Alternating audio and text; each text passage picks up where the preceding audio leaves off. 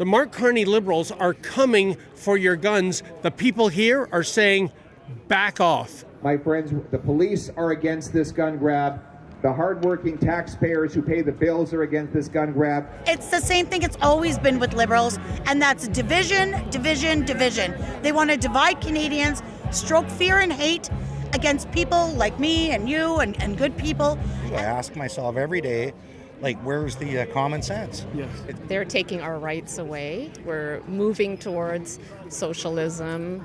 Well, I'm a law-abiding citizen, and I want to push back against this gun grab in any legal manner that I can. The police services in Canada have a valuable ally in gun owners. Yeah. David Menzies for Rebel News here in Cambridge, Ontario. And folks, I'm here outside Cambridge City Hall. This is the site for the Waterloo Region Rally against the gun grab. And we have some very important people here. For starters, 4 Conservative MPs are in attendance. That would be Blaine Calkins, Connie Cody, Kelly DeRidler, and Matt Strauss. And any minute now, the big enchilada himself, Pierre Poilievre, is going to show up and address the crowd. And it's all about taking a stand against the Liberals' outrageous and egregious and useless gun grab if the idea is to promote public safety, which we know won't be the case. In fact, it's too bad legendary actor and gun rights advocate Charlton Heston is no longer with us. I think one of his most famous quotes when it came to gun rights would resonate with this crowd. So, as we set out this year to defeat the divisive forces that would take freedom away, I want to say those fighting words from my cold, dead hands. In any event, there are several gun owners here. There are also representatives from the National Firearms Association of Canada and the Canadian Coalition for Firearm Rights. We're going to see what they have to say, what the strategy is moving forward. We know that a major victory was achieved recently when the CCFR got the Supreme Court of Canada to agree to hear their case against the gun grab. That's a major thing. The Supreme Court only hears typically about 6% of cases presented before it. And I think they have a good case. I mean, when you have more than 2,500 makes and models of firearms owned by responsible gun owners being deemed illegal overnight, that is an outrage. In any event, let's see what the folks here have to say about the gun grab. My friends, listen, we're here today to stand up for our rights, to fight for our freedoms, and to restore common sense. This federal government is going after people in this community, but really is being so soft on criminals, letting even violent criminals out early. I can't make sense of it. Can you? A lot of people in the community can't make sense of it. And people have to realize that the gun owner community, sports shooters, hunters, fishermen, all that, they go through such stringent regulations, testing, licensing. They're on the program where, you know, every 24 hours your name is brought through. It's the idea that you're being almost punished for having your property and using your property for your rights, you know, your rights to do those things. It's really disappointing in a democracy that a law-abiding gun owner can't own what they literally bought that was under the law. They say, was it 90% of all gun crimes are committed with stolen illegal guns? So we're not dealing with the problem here. There's so much money we're now wasting on this gun buyback program. And is it going to move the needle on crime? It's not. It doesn't make sense. And I think from the top to the bottom, from the judges to the prosecutors to the Liberal government, it's a total joke. I see test background checks daily, RC and peace. To be honest with you, I'm quite appalled. You know, we've worked hard to get our restricted license to begin with, invested a fair bit of money in our firearms, really have never done anything wrong. Yeah. And, you know, we champion Canadian rights at the end of the day. And I appreciate people like yourself, you know, trying to make this aware to the rest of Canada. All right, I'm with Colin. I'm reading his shirt. My guns are not for sale. You know what? That might be something to look fondly about, the idea of selling your guns and getting cash money, because I guess we're almost getting into the phase where the government's going to grab your guns without any compensation. What do you feel about that, Colin? Well, personally, I'm pretty disgusted that the government is going to try to offer me a meager few dimes of taxpayer dollars for guns that I legally own that I'm really not even interested in selling. Back. The word back. I'm not afraid. Okay. I just think people need to be strong. Mm-hmm. People just need to be peaceful, but stay non-compliant and just do what you feel is right and what's best for you and your family. Did you know that the rate for a registered firearm owner in Canada to commit crime is only 0.67 people for 100,000? Well, folks, I'm with Tom Maven. He is the Ontario Director of the National Firearms Association of Canada. Tom, what are you trying to accomplish with these rallies? Well, in this particular case, this is in the region of Waterloo. Mm-hmm. And the Waterloo Regional Police is the only police service in Ontario who have decided to take part in firearms confiscation. Why is that? Well, it may be politically motivated. Okay. If you remember our previous chief, it was Brian Larkin. Okay. And he is now a deputy commissioner in the RCMP. Oh. And he's the one that you see on stage whenever they're making firearms announcement. He's the one that's there during committee hearings, answering questions. Okay. But it's more upsetting to me because I was a police officer here in the region of Waterloo for 30 years. Oh, officers, blessed are the peacemakers. Can you give me some insight, officer? Why is the Waterloo service one of the few police services to sign on to the gun grab? I have no idea, sir.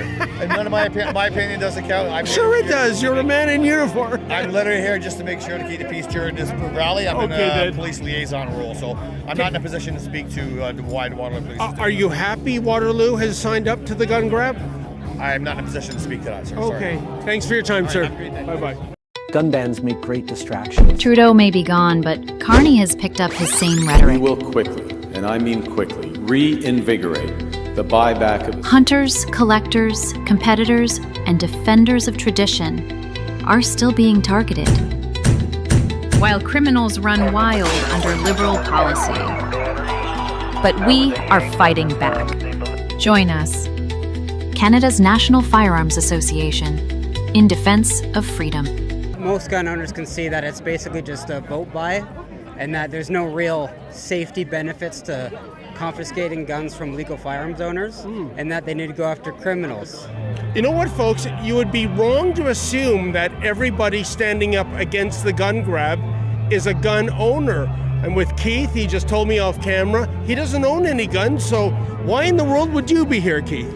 I'm tired of people being terrorized, injured, or killed by people that have illegal guns. Yes. And that's where all the crimes are being committed with guns. It's illegal guns coming across the border. And consistently, for way over 10 years, the Long Gun Registry, and what's this, the third gun ban, they're totally ignoring the real problem. And that is illegal guns coming across the border. If you are a law-abiding citizen and you obey by the rules and the laws, you're a taxpayer, you are this, you are that, you are everything that you should be as a citizen, and you don't cause no harm, why can't you have one for obviously recreational use, hunting, obviously, just leisure usage, not unresponsible usage, proper usage. But the problem is we have too many unresponsible people in this country that use firearms for improper purposes. And even if all those facts have not convinced you, you know who can convince you? Our own public safety minister, caught on tape. He has done a better job than anyone else convincing. That's the tenant. That's the tenant. So there's the tenant. You were his tenant? Yes. Yeah. You were his tenant.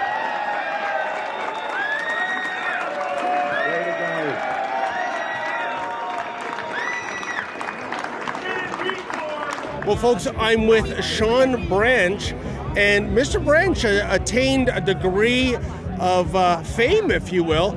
He is the individual who recorded Public Safety Minister Gary Andansangari.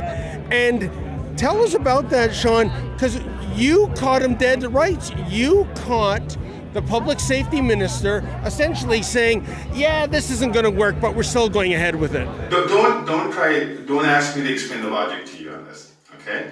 Like, it's... But we're not the problem, Gary. I realize that. So how many gangbangers, right, are running around at TPS, and every police force in Canada is spending hundreds of thousands of dollars, if not millions of dollars, in prosecuting people, investigating people that are on the legal side. I get it. If I've got a piece of paper going to my gun range, I can do 5 years in prison for a piece of paper. These guys, I hate to say it with your catch and release policies, these guys are caught, right? Might spend a couple of days in jail, get a bail hearing, and out they go. But you're taking stuff away from people that aren't the problem. Listen, it's voluntary.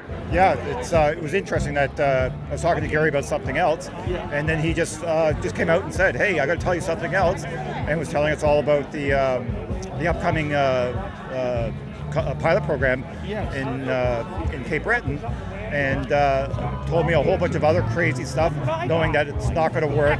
It's only for votes in Quebec. And the conclusion is, let's finish this because we committed to it in the campaign. But campaign promises have always been broken in the past. I know. So why must you go through on this one? Look, just say it. Sean, the Quebec, you know what's wrong. Quebec, for example, is in a very different place in Ontario, right? We're talking about Canada. It's federal. It's not provincial. I get it. Quebec is in a different place than other parts of Canada, right? And this is something that is very much a big deal for many of the Quebec electorate that voted for us. He even said that, I understand you're not the problem.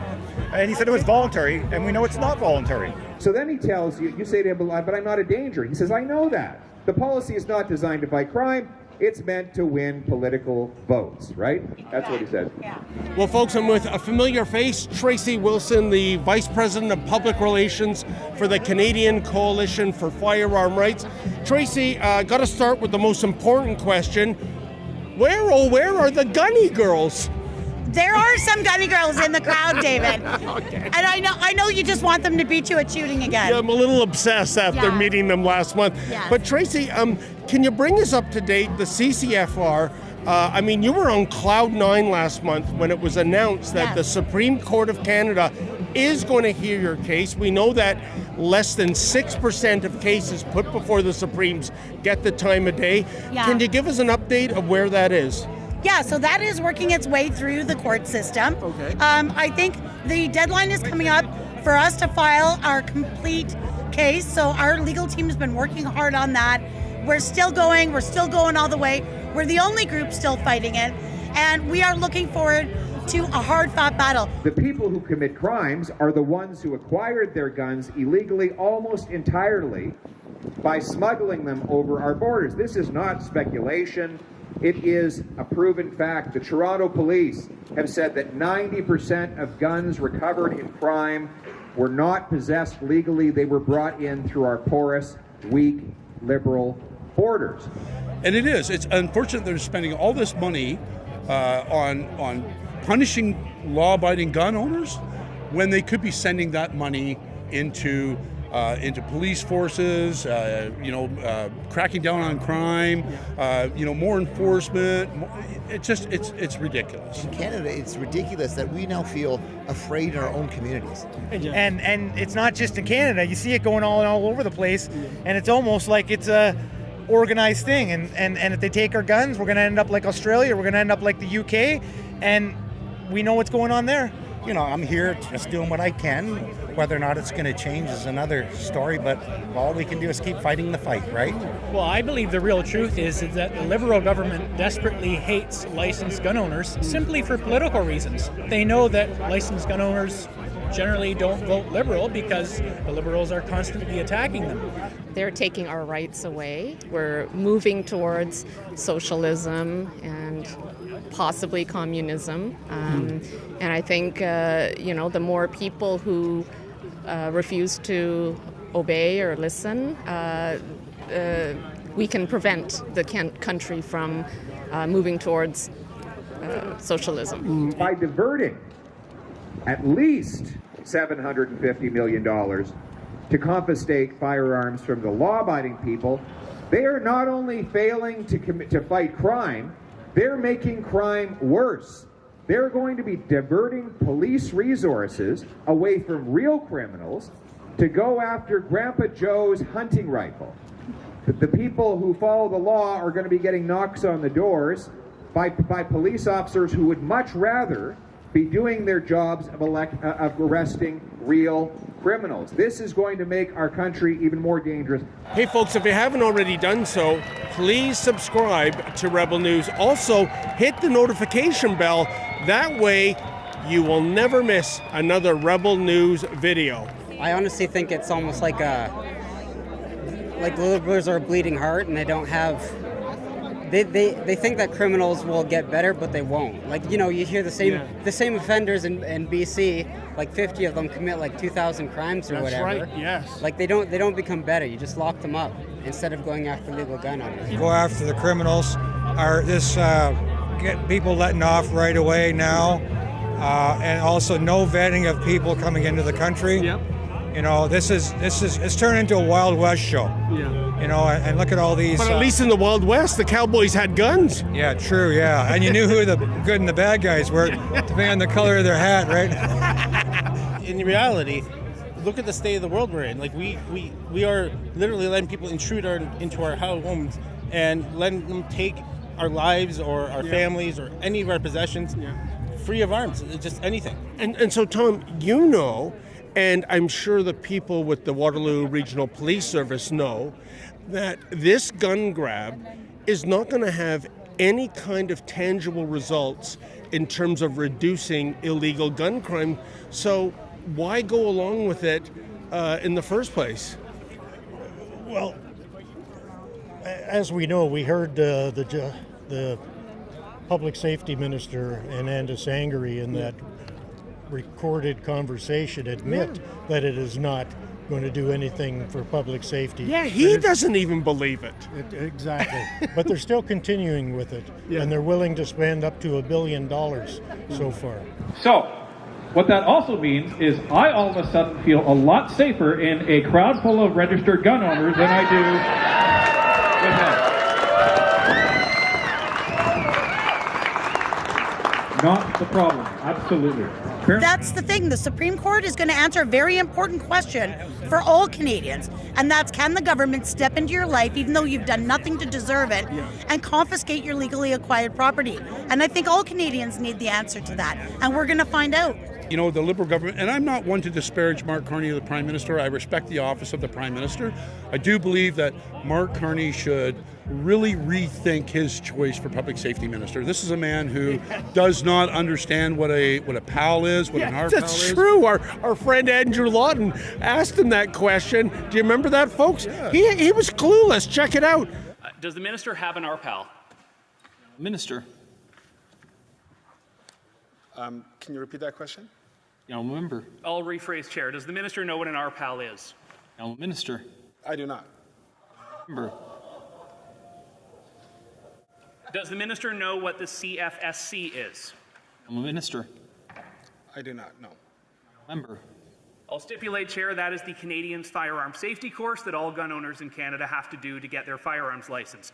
Has the minister ever done the Canadian firearm safety course? Minister. Speaker, it's my third week on the job. No, I have not. The honourable member. Does the minister know what safety classes and safety demands are expected of law-abiding Canadian gun owners? The honourable minister. This is not about law-abiding gun owners, Mr. Speaker.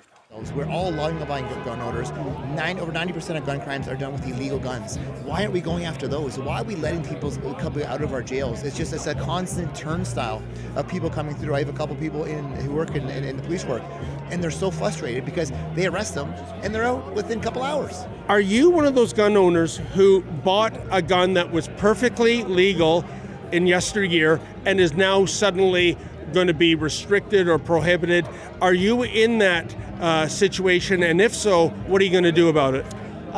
Yes, I do, but I might have lost him in a boating accident. No, but I don't. Holy mackerel, a lot of boating accidents with guns these days. I ask myself every day, like, where's the common sense? Yes. It almost falls into the insanity category as far as I'm concerned.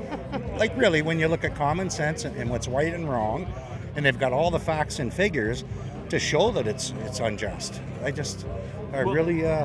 Colin, what are you going to do with your guns? That October deadline's coming up. What do you do? Well, I'm a law-abiding citizen, and I want to push back against this gun grab in any legal manner that I can. I'm going to wait, hang on to my guns right up to the very last moment. My friends, I will make a prediction to you. This will go billions of dollars over budget to recover almost no firearms. It will drive more guns into the black market. There will be more crime, more chaos, and more danger as a result of this latest liberal boondoggle than ever before. Have you bought guns from yesteryear that are now on the restricted list that you have to get rid of? Well, I'm not going to answer that publicly. I think our biggest problem is public perception. Yes. The public doesn't know what it takes to get a firearms license in Canada. Yeah. Licensed firearms owners are the safest people in this country to possess firearms. And the reason they're going after them is because it's the low-hanging fruit. It's the people that are easiest to manipulate. That $1 billion that they're going to spend on this program certainly would be better spent on border security and keeping the illegal firearms out of this country. Isn't that so perversely ironic? We are bleeding hearts for hardened criminals, constantly giving them another chance, but there's no bleeding heart for legal, tax-paying gun owners who we are endeavoring to make a criminal.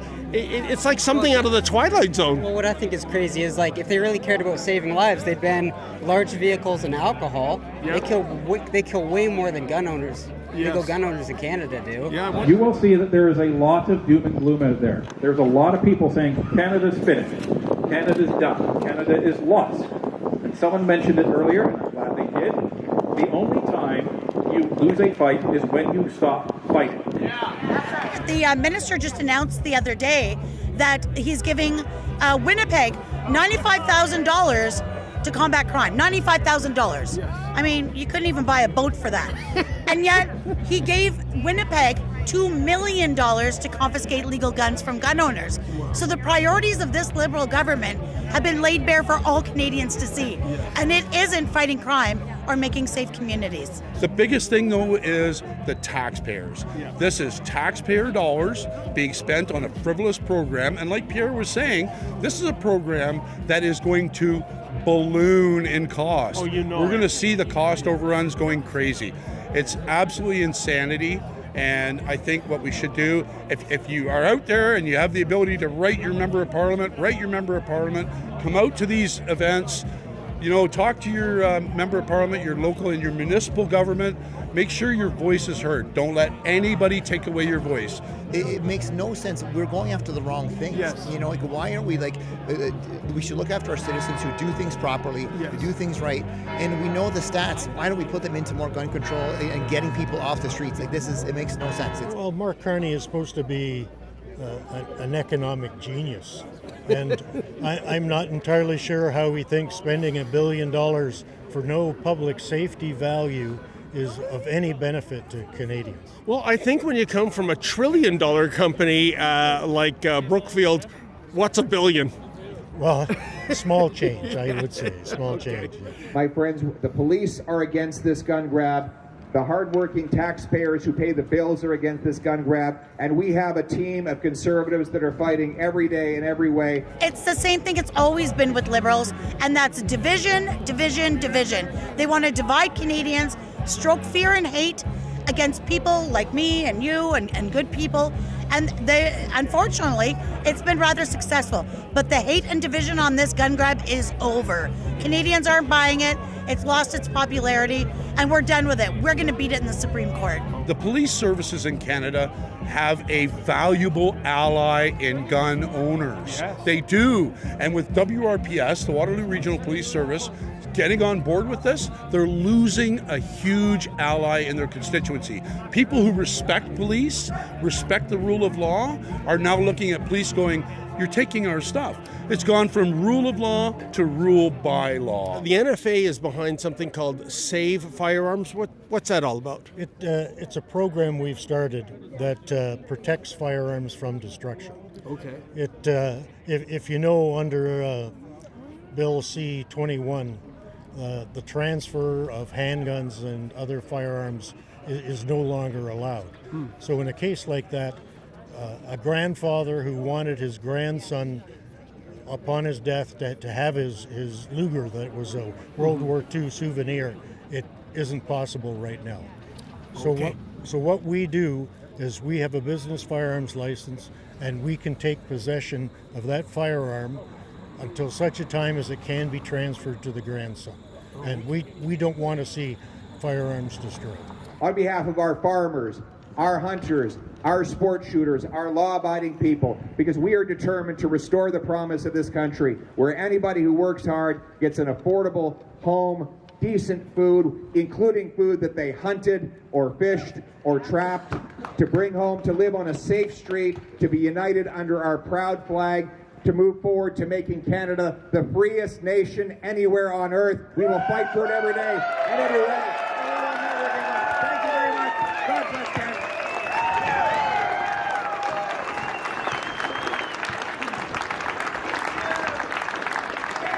Ladies and gentlemen, Pierre Poilievre.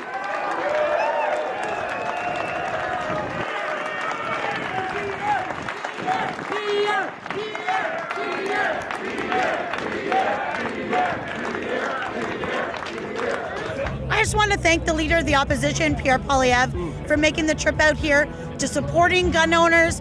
I mean, it's been a tough time for these people, and to have the support of one of Canada's major political parties is fantastic.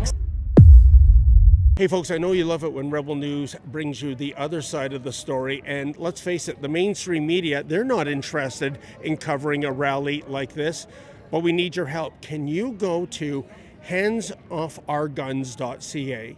That's handsoffourguns.ca. Please sign the petition, and if you're able to, kindly make a donation.